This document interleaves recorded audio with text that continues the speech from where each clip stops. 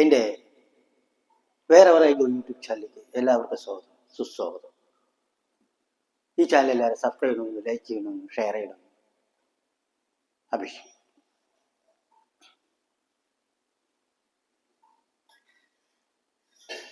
ജീവിതത്തിൽ എങ്ങനെ ലക്ഷ്യപ്രാപ്തി കൈവരിക്കാം എന്നൊരു വിഷയത്തെക്കുറിച്ചാണ് ഈ ചർച്ച. 700-800 കോടി ജനങ്ങൾ ലോകത്തുണ്ട് ഏകദേശം. അതിൽ ഓരോരുത്തർക്കും ഓരോ ലക്ഷ്യമുണ്ട്. ഞാൻ മുമ്പ് പറഞ്ഞിരുന്നു, ജീവിതത്തിൽ വിജയെന്നോ പരാജയെന്നോ എന്നൊന്നില്ല. ലക്ഷ്യങ്ങൾ നിർണ്ണയിക്കാം, ലക്ഷ്യപ്രാപ്തിക്ക് വേണ്ടി പ്രവർത്തിക്കാം. ചിലപ്പോൾ ലക്ഷ്യപ്രാപ്തി കൈവരിക്കാം, അല്ലെങ്കിൽ കൈവരിക്കാതിരിക്കാം.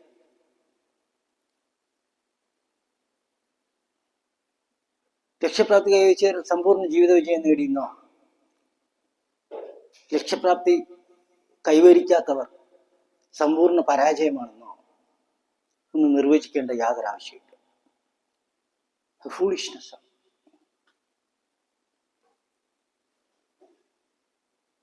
ഈ ലോകത്തുള്ള എല്ലാ സമ്പത്തും ഈശ്വരൻ്റെ. മനുഷ്യരെല്ലാം അതിൻ്റെ സൂക്ഷിപ്പുകാർ മാത്രമാണ്. ഓരോ ജീവിയും, മനുഷ്യർ പ്രത്യേകിച്ച്.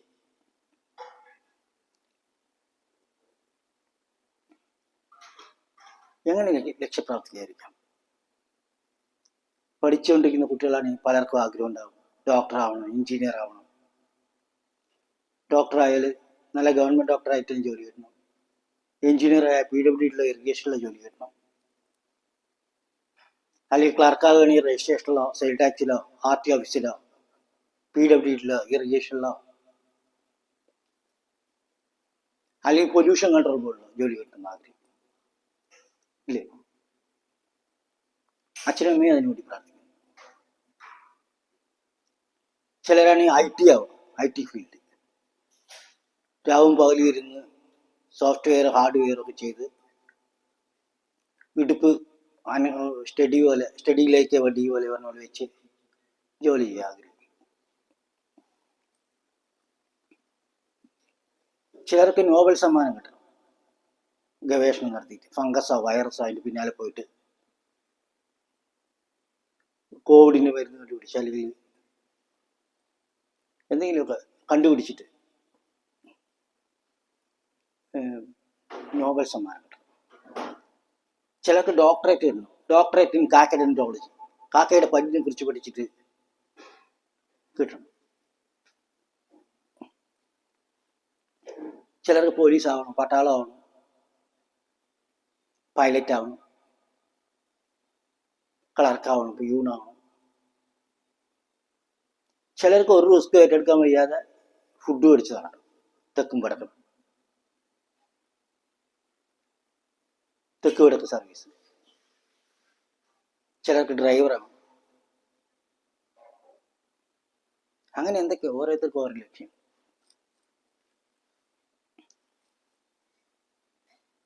അപ്പൊ നമ്മൾ ലക്ഷ്യപ്രാപ്തി കൈവരിക്കണമെങ്കിൽ കുറച്ച് കാര്യം ശ്രദ്ധിക്കണം. അതിൽ പ്രധാനമായിട്ടുള്ള ഒരു കാര്യമാണ് ടൈം.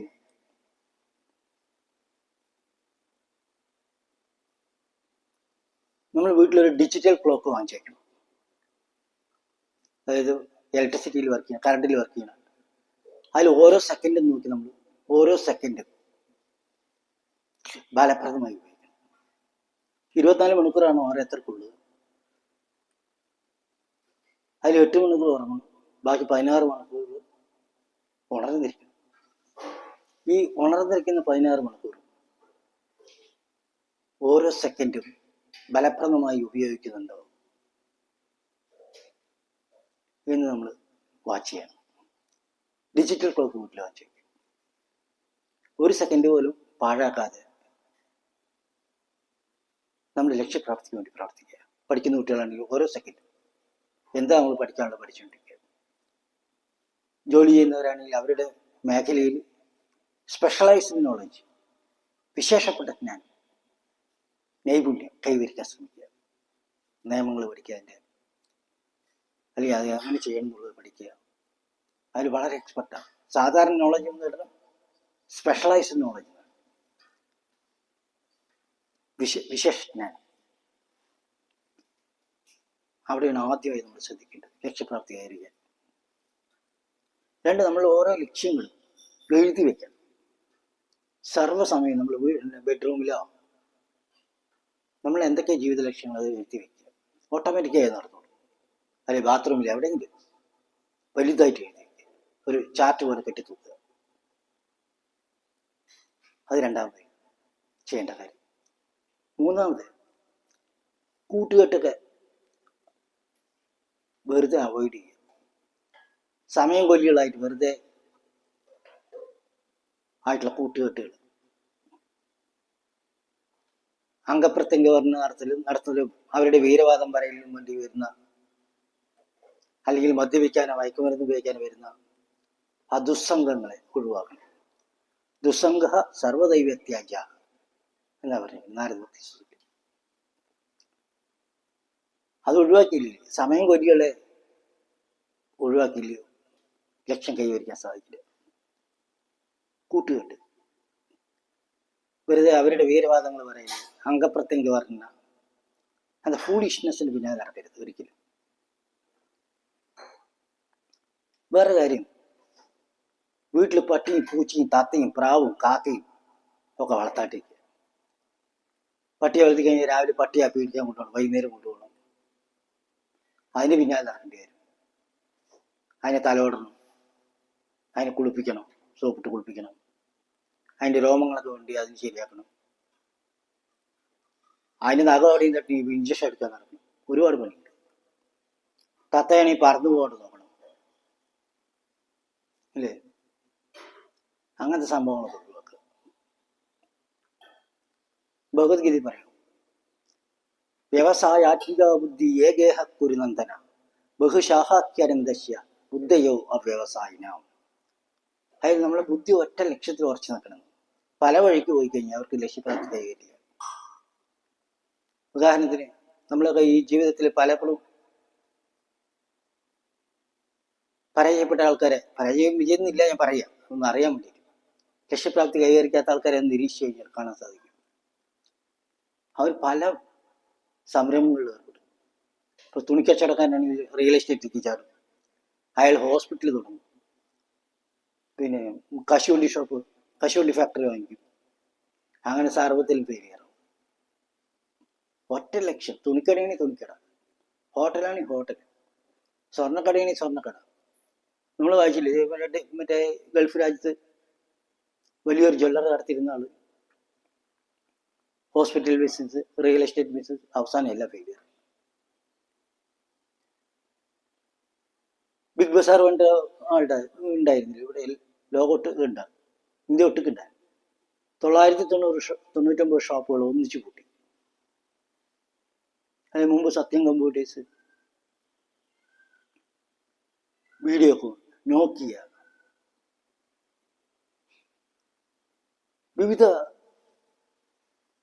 സംഭവങ്ങളുടെ പിന്നാലെ പോയി കഴിഞ്ഞാൽ ലക്ഷ്യപ്രാപ്തി കൈവരില്ല. നമ്മൾ ഇപ്പോഴുള്ള മേഖലയിൽ നമ്മൾ അതിന് ചേഞ്ചുകൾ വരുത്തിക്കൊണ്ടേയിരിക്കണം കാലഘട്ടത്തിനനുസരിച്ച്. കെട്ടിക്കിടക്കുന്ന വെള്ളം പോലെ, ഡാമിൽ പോലെ ആവരുത്. അതിൽ നമ്മൾ റെനോവേഷൻ നടത്തിക്കൊണ്ടേയിരിക്കണം, നവീകരണങ്ങൾ നടത്തിക്കൊണ്ടേയിരിക്കണം. അതിൽ പല ചേഞ്ചുകളും, അഭിലഷണീയമായ ചേഞ്ചസ് വരുത്തണം. എന്നാൽ മാത്രമേ നമുക്ക് ലക്ഷ്യപ്രാപ്തി കൈവരിക്കാൻ സാധിക്കുള്ളൂ. ലക്ഷ്യപ്രാപ്തി കൈവരിച്ചാൽ ഇല്ല എന്നുള്ള പ്രശ്നമില്ല, നമ്മളത് പ്രവർത്തിച്ചുകൊണ്ടിരിക്കുക. ഓരോ സെക്കൻഡും നമ്മൾ പ്രവർത്തിച്ചുകൊണ്ടിരിക്കുക. അതിൻ്റെ റിസൾട്ട് എല്ലാം തരുന്നത് ഈശ്വരനാണ്. റിസൾട്ട് നമ്മൾ ഫോക്കസ് ചെയ്യരുത്. ഈ ശ്ലോകം എല്ലാവരും ബൈഹാർട്ട് പഠിക്കുക. ഭഗവത്ഗീതയിലെ വ്യവസായാത്മിക ബുദ്ധി ഏകേഹ കുരുനന്ദന ബഹുശാഖ അനന്ദശ്യ ബുദ്ധയോ അവ്യവസായിന. Take up one idea, make that one idea your life. Think of it, dream of it, live on that idea. Just leave every other idea alone. This is the way to success. എന്നാണ് വിവേകാനന്ദൻ പറയുന്നത്, അല്ലേ? നമ്മൾ ഓരോ സെല്ലുകളിലും നമ്മൾ ലക്ഷ്യം നിറഞ്ഞു നിൽക്കണം. ഓരോ സെക്കൻഡുകളിലും ടേക്കപ്പ് വൺ ഐഡിയ. വിവിധ സംഭവങ്ങളുടെ പിന്നാലെ പോയി കഴിഞ്ഞാൽ അവസാനം സർവം ഫെയിലിയറാവും. അതിന് മനുഷ്യന് അതിനുള്ള കഴിവില്ല. ഒറ്റ കാര്യം ചെയ്യാൻ ഒരേ ലക്ഷ്യത്തിൽ ഒരു പ്രാവശ്യം ഒറ്റ ലക്ഷ്യത്തിൽ പൂർത്തീകരിക്കാനുള്ള കഴിവ് മനുഷ്യന് നൽകിയിട്ടുള്ളൂ ഭഗവാൻ.